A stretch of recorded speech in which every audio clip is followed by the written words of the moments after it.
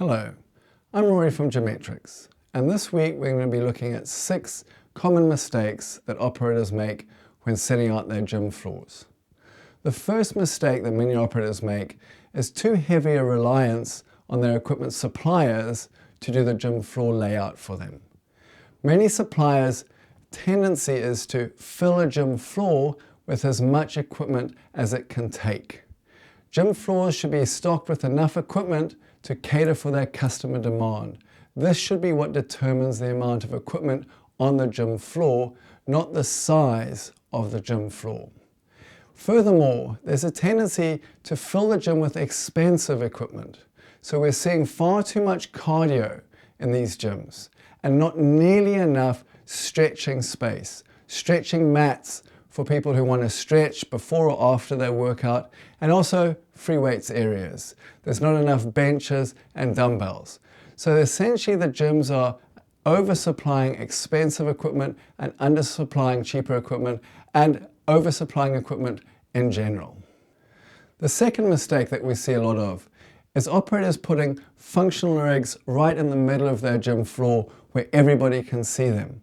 Many people are still learning how to use functional equipment and how to train in this way.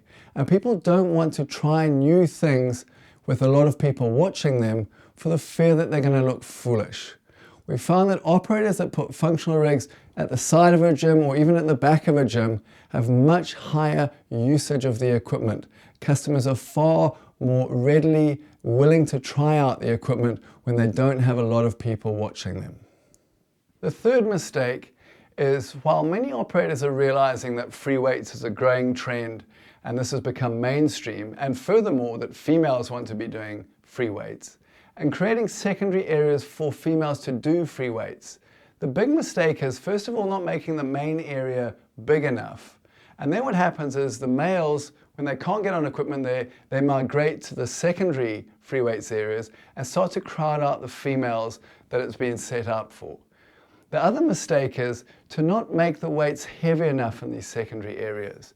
Many operators are inclined to put in just chrome dumbbells that go up to 10 kgs, when the real pressure point is actually up to 18 kgs.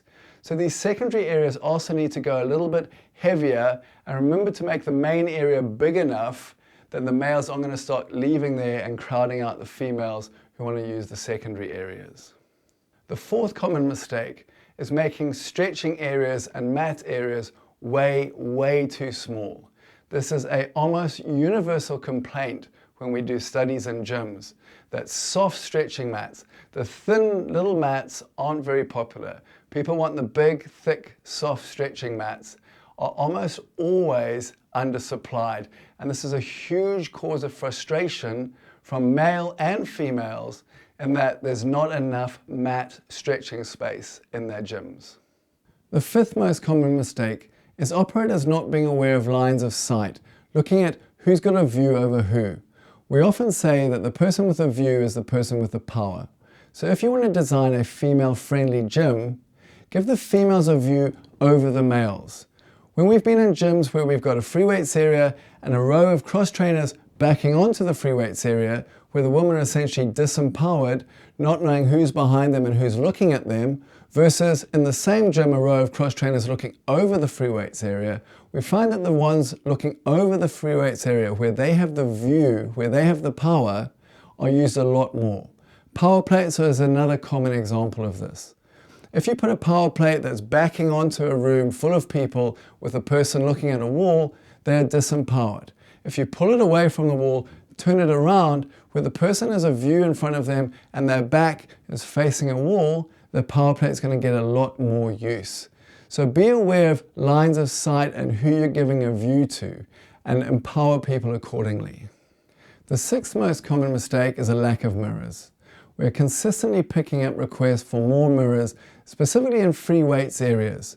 This isn't to say that you should be covering your gym in mirrors. A lot of people actually do not like mirrors. So you should have areas where people can work out and not have to see themselves, because some people don't want to. But in the main, there's an undersupply of mirrors. So create some areas where there's mirror space, but also other areas where there are no mirrors. I hope you have found this interesting and informative. Thank you.